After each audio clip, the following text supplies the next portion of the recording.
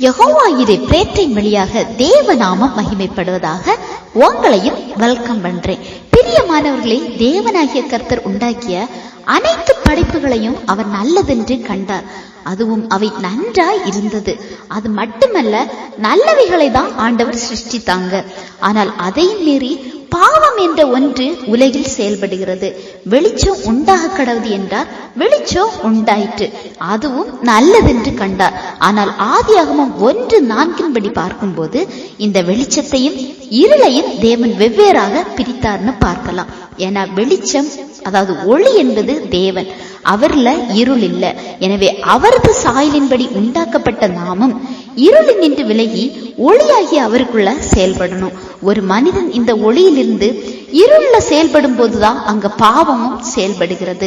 அது மட்டும் இல்லைங்க, அவரை பற்றி கொண்டு அவரில் நடக்கிற தேவ பிள்ளைகளுக்கு அவர் ஒளியாக செயல்படுறாங்க.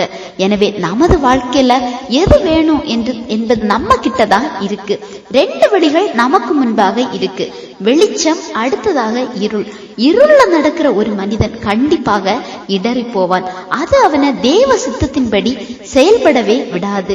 எனவே நாம எப்படி இதில் எதை நாம தேர்ந்தெடுக்கிறோம்? வேதாகமம் பற்றிய நல்ல ஞானம் இருந்தும் இந்த 2 வித்தியாசங்கள் தெரிந்தும் இருள்ல நடக்கிறோமா?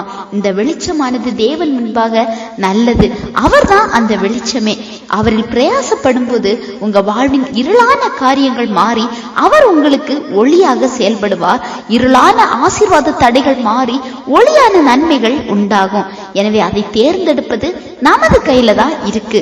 எனவே இருளை விட்டு இந்த நாட்கள்ல வெளியே வாங்க. இந்த செய்தி உங்களுக்கு பிரயோஜனமா இருந்திருக்கும் நம்புறேன்.